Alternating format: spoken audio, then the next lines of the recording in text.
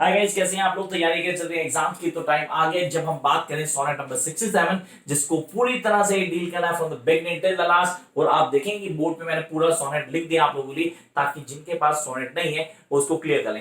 And there are lots of student जो बात करते हैं सर हमें आरटीसीज अगर पेपर में आती है तो डेफिनेटली बहुत प्रॉब्लम होती है। तो यहाँ सोनेट को लेके आने का रीजन सिर्फ ये है कि जिनको आरटीसीज को एक्नॉलेज करने में मुश्किल होती है वो बहुत इजीली रिकॉग्नाइज करेंगे आरटीसीज को। तो let's start the class with the basic terms.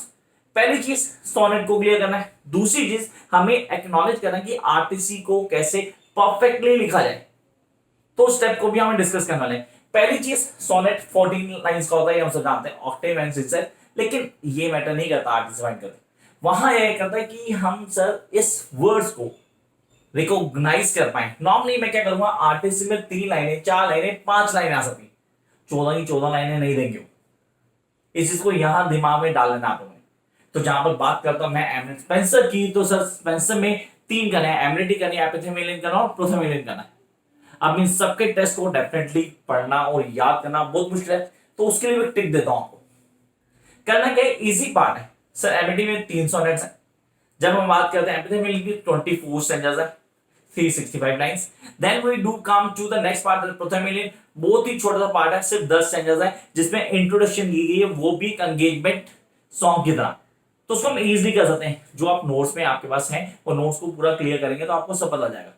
अब बच्चे बोलते हैं क्या सर आरटीसी के लिए अलग से नोट्स बनाना चाहिए? सिर्फ आपको क्या करना होता है, आपको नोट की पोएट्री है उसके टेस्ट को रिकॉग्नाइज करना है।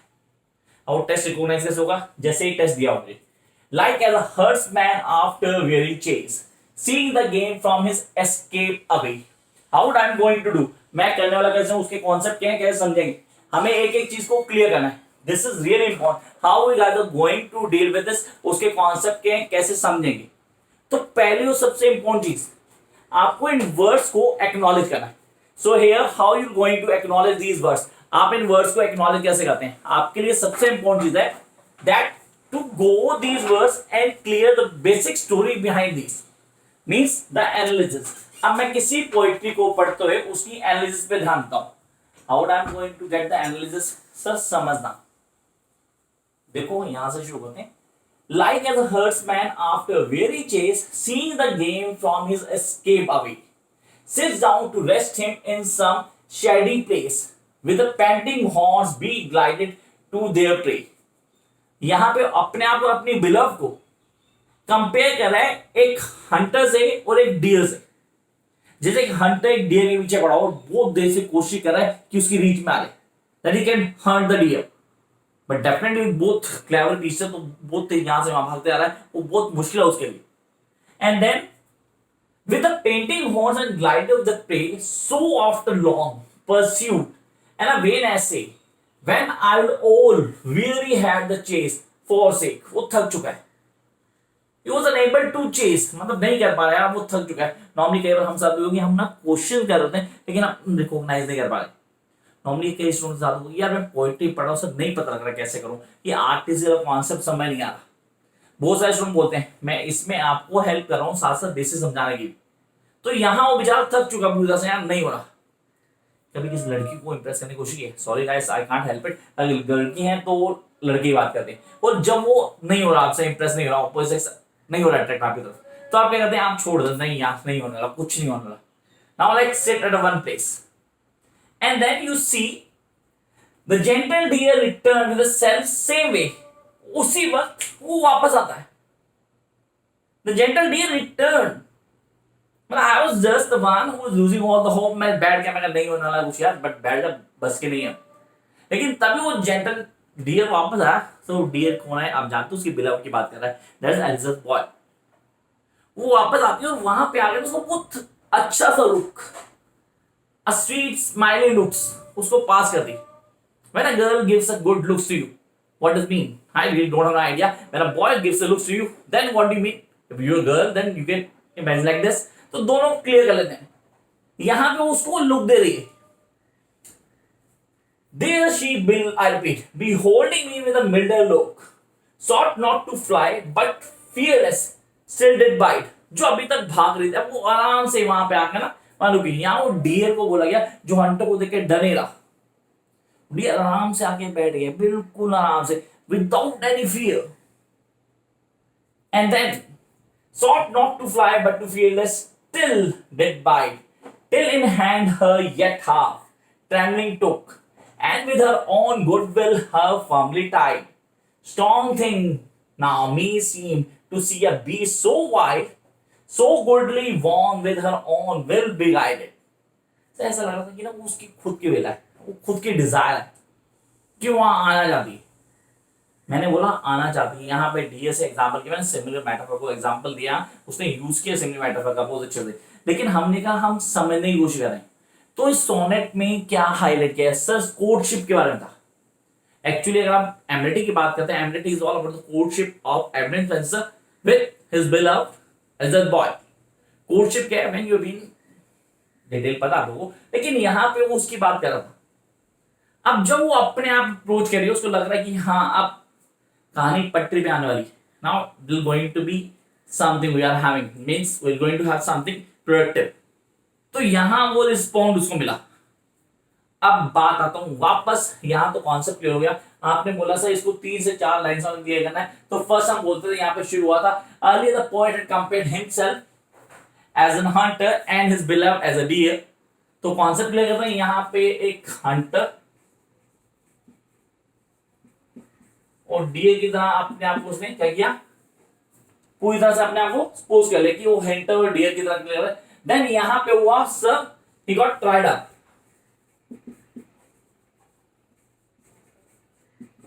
पूरी तरह थक चुका था, उसको लग रहा था and lose all hopes.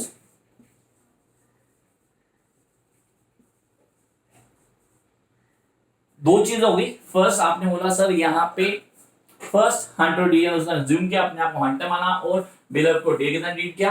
Sir tired up हो गया, भागता हुआ, और सारी होप्स खो चुका था। At the mean time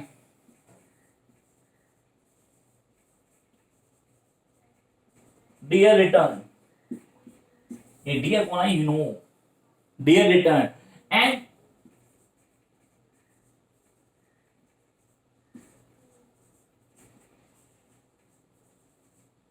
gives him the soft looks, and then comes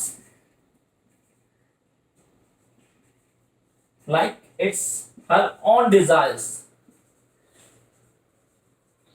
to get hunt. Step by step आपने समझा, आपने कहा पोइट्री को कंप्लीट करना sir, it's not poetry it's sonnet, लेकिन सोनेट को भी समझना जरूरी है। तो यहां जब मैं इस पूरे सोनेट को पढ़ता हूं, when I go through by the beginning till the last, एक एक लाइन को अच्छे से क्लियर करना है, आपको समझना उसका मीनिंग क्या है। तो आर्टिस्ट को कैसे आइडेंटिफाई करना, दिमाग में कई सारी चीजें आ रही कि मैं किस तरह आर्टिस्ट को आइडेंटिफाई करूंगा। रियली वेरी इजी यार, फर्स्ट ऑफ ऑल एक नहीं 2 बार पढ़ लो, वर्ड्स को एक्नॉलेज करो कहां पे क्या मीनिंग है, and when you grab the certain way of writing of different poets, अलग अलग पोएट्स की राइटिंग को आप क्लियर कर लेंगे, आप एक्नॉलेज कर लेंगे कि हाँ यार इसके एक्नॉलेजमेंट ये ऐसे लिखता है, तो बहुत इजीली आइडेंटिफाई कर पाएंगे। यही मुझे आपसे चाहिए। दोबारा से छोटा सा ग्लिम्स देते हैं, उसके बाद बात करेंगे कि कैसे करना है इसको। Finally Amity sonnet 67, like an huntsman after weary chase, seems the game from his escapes away, sits down to rest him in some shady place, with the panting horns be glided for the prey. So after long pursuit and vain essay, when I all weary had the chase forsake. तो आपने कहा sir यहां से यहां तक सिर्फ ये 2 छोटी सी लाइनें हमें क्लियर कर दी, जहां उसने खुद को हंटर वाला, अपने डियर को क्या मान लिया, डियर बिलव को, यहाँ पे वो टायर्ड अप हुआ, सारी होप्स खो चुका था कि वो उसको हंट कर पाएगा, या हंट का मतलब टू अचीव हिज लव। वो सोच चुका था यार ये नहीं होने वाला, अब पॉसिबल नहीं। But at the mean time what happens, the gentle deer return, वो जेंटल डियर वापस आ गया। The gentle deer return and self same way, thinking to quench her thirst at the next brook, the brook, वो water stream, छोटी नदी की नहर जो होती है उसको हम ब्रुक बोलते हैं। And then we are having, though she be holding me with a milder look, sought not to fly but for fearless still did bite. अब वो उसको देखते ही भाग जाना चाहिए, नॉर्मली होता क्या है, डियर एक हंटर को देखते ही फ्लाई, लेकिन यहाँ ऐसा कुछ नहीं हो रहा। वहीं उसको सौबर सा लुक दे रहा है, sought not to fly, but the fearless still did buy, till in hand her yet half tremble took, and with her own goodwill her firmly tied. Strong think we seem to see a beast so wide, so godly born, with her own will I blind. ये है याद करने का तरीका। तो आपने कहा मुझे पूरे सोनेट के लाइंस को क्लियर करना है, वो समझना है कि पेपर में कैसे रन करना है। अब आर्टिस्ट लिखने कैसे, फर्स्ट रेफरेंस देनी है, आप लोगों को पता है कि रेफरेंस क्या है, कहाँ से कौन सी पोएट्री कौन सा पोएट है, then you go to the contest, explain करेंगे, then come to the explanation, और अगर जरूरी है तो आप क्रिटिकल एप्रिसिएशन में जाएंगे। होप आप इस कॉन्सेप्ट को समझ पाए। Till then keep watching, like, share and subscribe, and you can follow me on Insta with the name of Classera. Catch you very soon with a new video. Bye guys. Okay बापू आपकी